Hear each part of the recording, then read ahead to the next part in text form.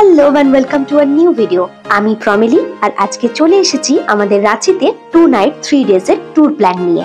শীতে বলো বা বর্ষায় বা পুজোর ছুটিতে দুদিনের ছুটি পেলেই ইজিলি তোমরা রাঁচি ট্যুর প্ল্যান করতে পারো। কোথায় যাবে, কি খাবে, কোন হোটেলে থাকবে তার সমস্ত ডিটেলস তোমরা আমার ভিডিও থেকে ইজিলি জানতে পেরে যাবে। অলরেডি আমার চ্যানেলে রাঁচির প্রথম দিন ঘোরার প্ল্যান পুরো ডিটেলসে দেওয়া আছে, তোমরা চাইলে দেখে নিতে পারো। আর ভিডিওগুলো ভালো লাগলে অবশ্যই লাইক করো আর চ্যানেলটা অবশ্যই সাবস্ক্রাইব করে দিও।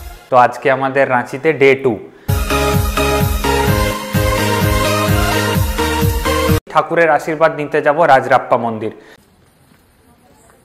Hello and welcome back to a new video. আগের দিন রাঁচি পৌঁছে কয়েকটা জায়গা ঘুরে হোটেলে ঢুকতে ঢুকতে প্রায় সন্ধে হয়ে গিয়েছিল, আর আজ সকাল সকাল রেডি হয়ে বেরোবো ওয়াটারফলস গুলো দেখতে।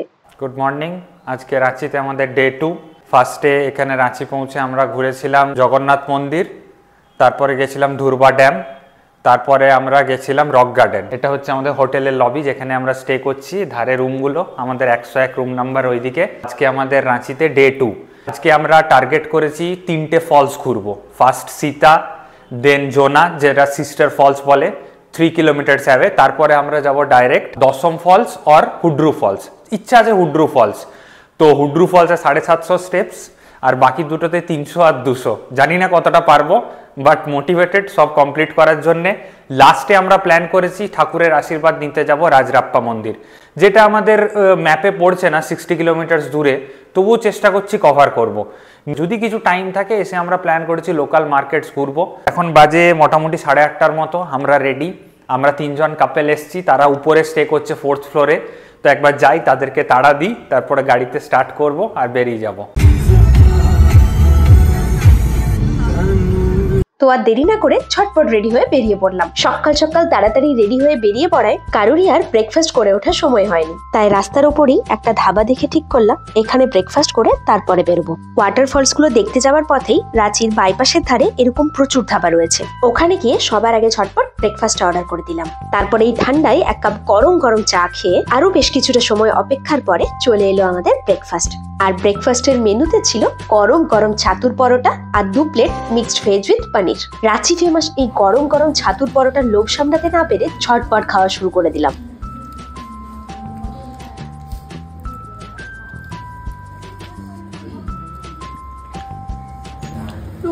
ভাইয়া কান্দা লাগেগা, পেঁয়াজ।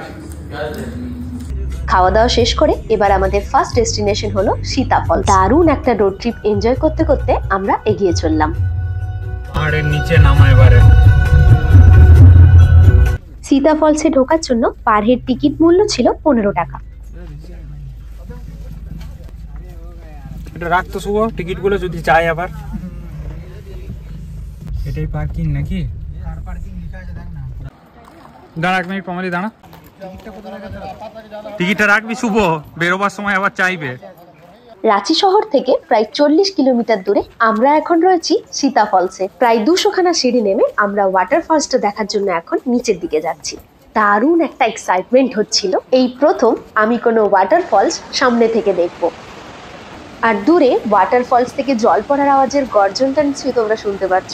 প্রচুর মানুষ ঘোরার জন্য ওই দিন এসেছিল, আর আমি তো বেশি বাঙালি দেখতে পাচ্ছিলাম। সত্যি আমাদের মতো বাঙালিদের ভ্রমণ পিপাসা মেটার নয়। ফাইনালি সব কটা সিঁড়ি পেরিয়ে আমরা ফলসের একদম কাছাকাছি চলে এসেছিলাম। দারুণ দারুণ, জাস্ট দারুণ। কোনো ভাষা দিয়েই এই অপরূপ সৌন্দর্যের বর্ণনা করা যাবে না। মুগ্ধ হয়ে 2 চোখ ভরে এই অপরূপ সৌন্দর্যকে উপভোগ করা যায় শুধুমাত্র। এইদিকে পমেলি, বাঁ দিকে। গুটি গুটি পায়ে এক একটা সিঁড়ি খুব সাবধানে পা ফেলে আমরা আরো সামনের দিকে এগিয়ে চললাম। এরপর ঝর্ণাটার বেশ অনেকটা কাছাকাছি এসে মন্ত্রমুগ্ধের মতো প্রকৃতির এই সৌন্দর্যকে দেখতে দেখতে কেবলমাত্র একটাই কথা মনে হচ্ছিল, ঈশ্বর যেন এই প্রকৃতিকে এভাবেই ঢেলে সাজিয়েছে। এরপর আবার এতগুলো সিঁড়ি পেরিয়ে আমাদের ছিল ওপরে ওঠার পালা। আরো 2টো ওয়াটারফলস এখনো তো দেখতে বাকি। একটানা উঠতে কষ্ট হচ্ছিল বলে মাঝখানে অবশ্য ছোট ছোট ব্রেক একটু নিতে হচ্ছিল। ফাইনালি এতগুলো সিঁড়ি পেরিয়ে আমরা ওপরে এসে পৌঁছলাম। এরপর আমাদের নেক্সট ডেস্টিনেশন হলো জোনা ফলস, যেটা সীতা ফলস থেকে মাত্র 3 কিলোমিটার দূরেই আছে। তো সীতা ফলসে এসে প্রথমে আমরা গাড়িটাকে পার্ক করে এই রাস্তা ধরেই এগিয়ে চললাম। এখানে এন্ট্রি ফি ছিল 10 টাকা আর আলাদা করে পার্কিং চার্জ ছিল 30 টাকা। আশেপাশে প্রচুর খাবারের দোকান ছিল এখানে। তোমরা চাইলে আগে থেকে খাবার অর্ডার করে ফলস ঘুরে ফেরার পথে খাবার খেয়ে নিতে পারো।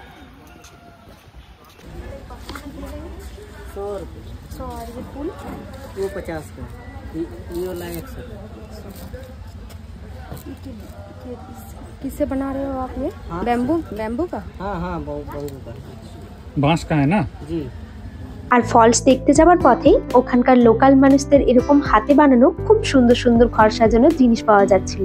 এই জোনা ফলস দেখতে যাওয়ার জন্য এখন আমাদের নামতে হবে প্রায় 750 সিঁড়ি। প্রকৃতির এই অপরূপ সৌন্দর্য দেখতে গেলে এইটুকু তো কষ্ট করতেই হবে। তাই আর বেশি না ভেবে সবাই মিলে হাঁটা লাগালাম। অবশেষে প্রায় 700 সিঁড়ি পেরিয়ে আমরা চলে এলাম জোনা ফলস দেখতে। সত্যি যতই দেখছি ততই শুধু মুগ্ধ হয়ে যাচ্ছি। প্রকৃতির এই রূপ বর্ণনার অনেক ঊর্ধ্বে।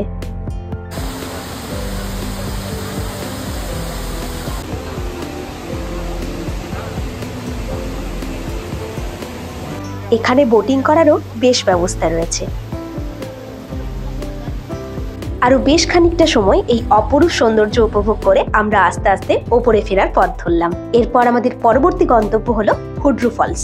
হুড্রুতে যখন পৌঁছই তখন বাজে প্রায় বিকেল 3টে। ছটপট টিকিট কাউন্টার থেকে টিকিট নিয়ে আমরা চললাম ফলসের দিকে। ফলসে যাবার আগে এই বাঙালি হোটেলটা দেখতে পেয়ে এখান থেকে অর্ডার করে দিলাম আমাদের দুপুরের লাঞ্চ। পাহাড়ি দেশি মুরগির স্বাদই আলাদা।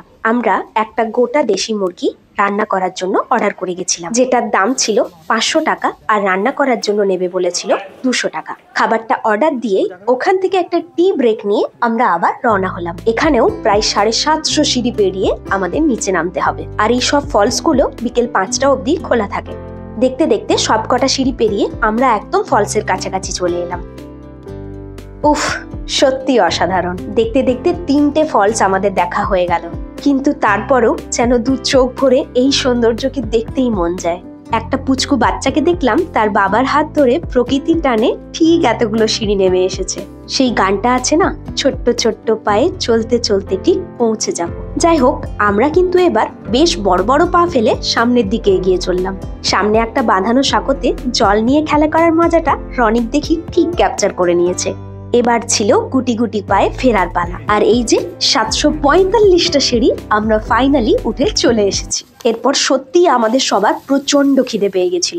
আর চোখের সামনে এরকম গরম গরম দেশি মুরগির ঝোল, ভাত আর আলু মাখা দেখলে আর কে কন্ট্রোল করতে পারে বলো তো। ঝটপট পরিবেশনা সেরে চটপট খাওয়া শুরু করে দিলাম। উফ, সে কি তৃপ্তি। এরপর খাওয়া দাওয়া শেষ করে যখন ওখান থেকে বেরোই তখন সন্ধে হব। এরপর আমাদের গন্তব্য ছিল রাজরাপ্পা মন্দির। হুড্রু ফলস থেকে প্রায় 60 কিলোমিটার দূরে এই মন্দিরটা ছিল। মন্দিরে যখন পৌঁছই তখন দেখি আশেপাশে প্রায় সব দোকানপাটি বন্ধ হয়ে গেছে। আমরা পৌঁছেছিলাম প্রায় 6:30 নাগাদ, আর মন্দির বন্ধ হয়ে গেছিল 6টার সময়। তাই মন্দির গেটের বাইরে থেকেই ফোনের ফ্ল্যাশ লাইট জ্বালিয়ে আমরা এই বিশাল শিবলিঙ্গের দর্শন করলাম। আমাদের মতো আরো অনেকেই এসে মন্দির খোলা না পেয়ে বাইরে থেকেই দর্শন করে ফিরে যাচ্ছিল। এরপর সবাই মিলেই গেলাম আশেপাশের মন্দির চত্বরটা একটু ঘুরে দেখার জন্য। এই মন্দিরে দেবী ছিন্নমস্তা পূজিতা হন।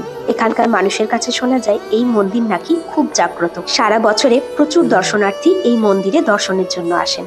মন্দিরটা ঘুরে আমরা চলে এলাম মন্দিরের বাইরে একটা চায়ের দোকানে। প্রচন্ড ঠান্ডা লাগছিল এবারে, আর এই ঠান্ডায় চা তো মাস্ট। আর চায়ের সাথে নিয়েছিলাম ওখানে স্পেশাল রাবড়ি মিষ্টি। এরপর আমরা হোটেলে পৌঁছেই চলে এলাম সামনের একটা মোমো স্টলে। এই ঠান্ডায় গরম গরম মোমো অর্ডার করে ঝটপট খেয়ে নিয়ে আর কাল সকাল সকাল আমরা চেক আউট করে বেরিয়ে পড়ব। আর কাল যাব পাত্রাতু ভ্যালি। তো বাকি ভিডিওটা খুব শীঘ্রই আসছে। আজকের মতো এটুকুই, টাটা।